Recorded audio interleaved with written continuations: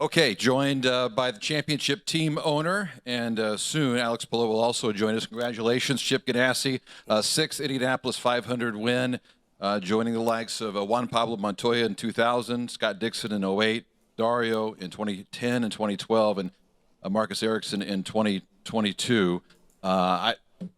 Just your thoughts, Chip, on another victory here at Indianapolis Motor Speedway. Yeah, well, it was just an incredible day, From my point of view, we had was slow getting the thing started there, obviously with the rain and the, some yellow there at the beginning, on and off a couple times. I think it was difficult for some guys to get into a groove. Yep.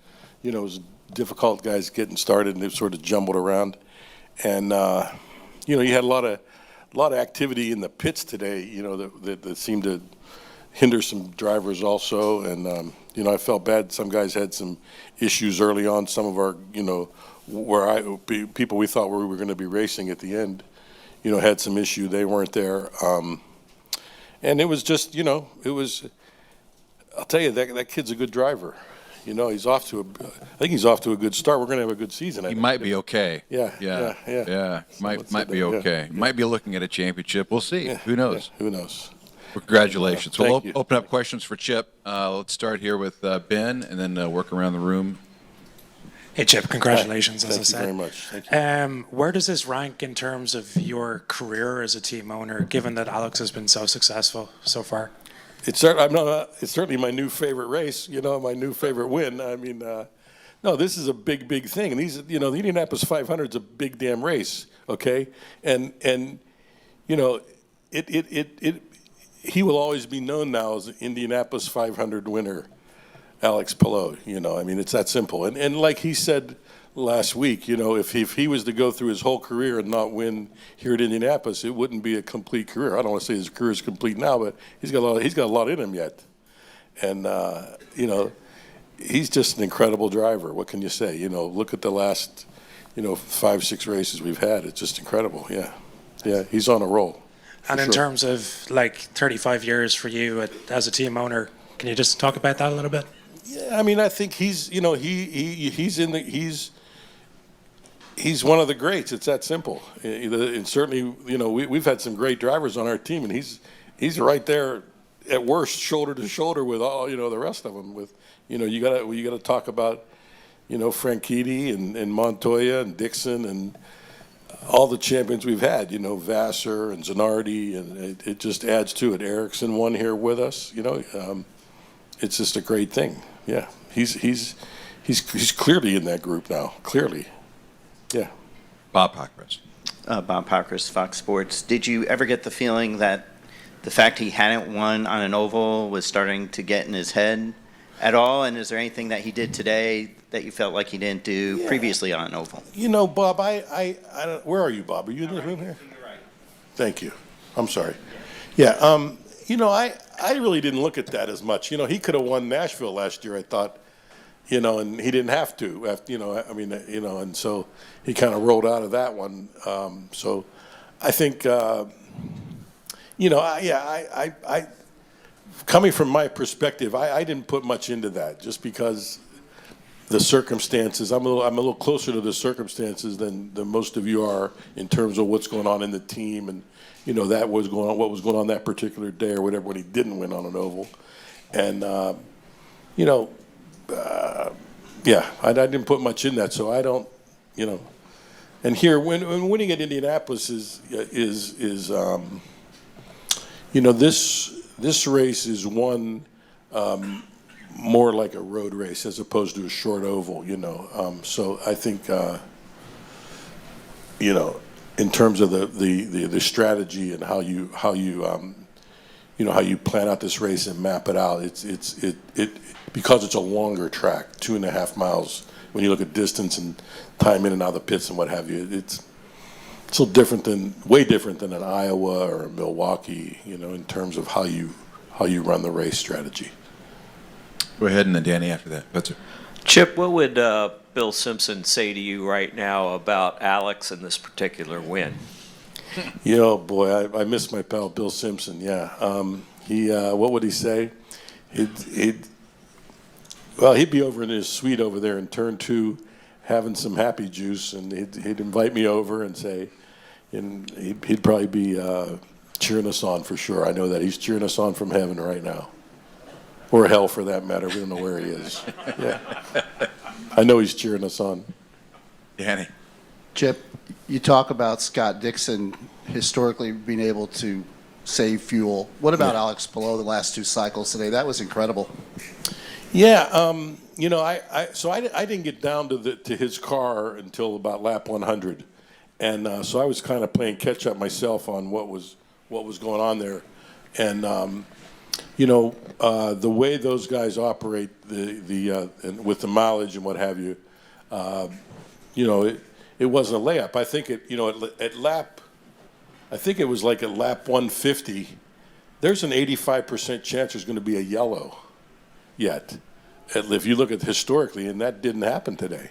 Because also, you know, when everybody's out there sort of, you know, with one stop to go, and they're trying to get to a lap to get to the finish, and when that's going on, you know, guys are a little more conservative in that 150 to 190 lap range.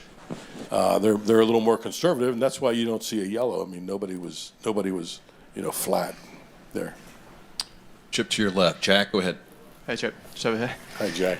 Yeah, I guess when you signed Alex from Dale Coyne, not everyone saw what you saw. You obviously saw something special when you signed him, and then over the past few years, you've stuck by him. You've shown a lot of faith in him over the past few years. And Sure. I guess, do you feel like he's kind of rewarded you or delivered on what you saw back then with what you've seen today? Well, I mean, he certainly delivered, you know, out of the blocks there at Alabama.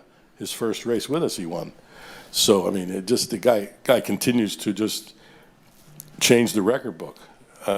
It's that simple. I mean, you know, I think he's got a good team under him, but I mean, I think he's doing the job too, unquestionably.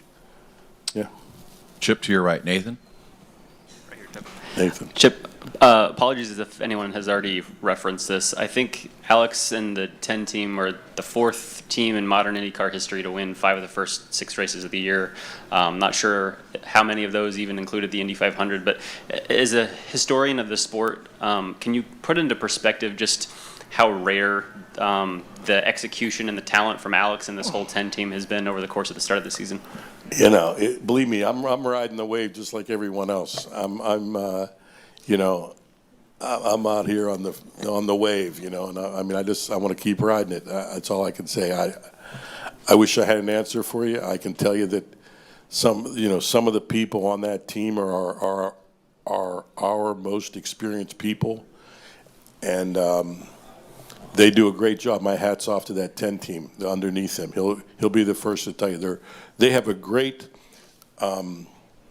communication. They have a great communication working right now between the car and the pit stand, and it's incredible to me to listen to those guys, and Barry, Julian, and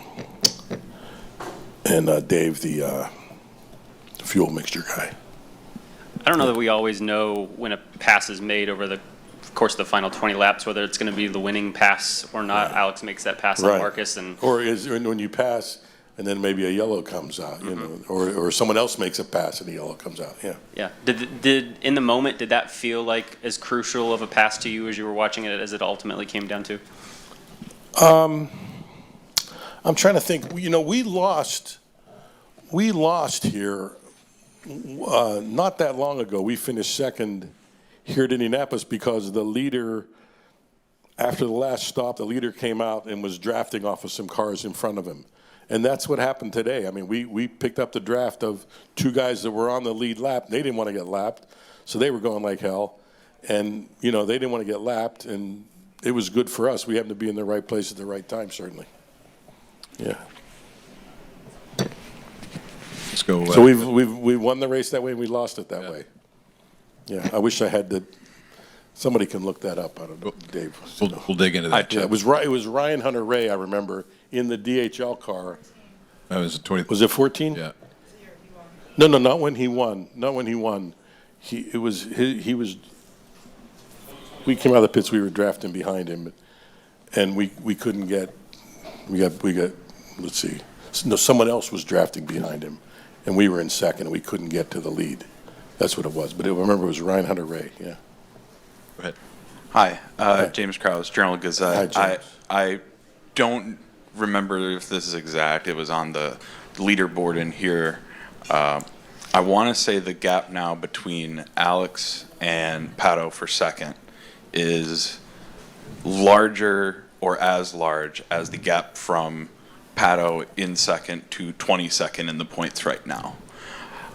Okay. Have you ever sort of been in that situation in a championship battle, and what do you sort of, I don't know that anybody has. how do Let you alone me. keep, Yeah. how do you approach sort of the rest of the season with, you guys joked about it at the beginning, but a lot of people looking at this and saying, oh, this championship's going to be locked up sooner rather than later. Yeah, you hear all kind of things. I don't know, when there's a superstar that comes along in any sport and starts to win, people say, well, maybe we should change the way the championship's done or something. So, I mean, did they say that about Caitlin Clark when she shows up and, starts changing the WNBA? Did they say, well, let's change the rules around her then, or something? So, I think they should embrace a champion like that. And, I mean, the guy's a great guy, and he's a great champion, and he's a great ambassador to the sport. They should embrace it. Chip, you finished second with Dixon in 2020. Sato won, and then you also finished second with Alex in 2021 when Elio won his fourth. I think it was that when Elio went. Elio came out of the pits and Hunter-Reay was in front of him. Yeah. Yeah, there you go. Yeah. More questions for Chip before we let him go? All right. Congratulations, Thanks. Chip.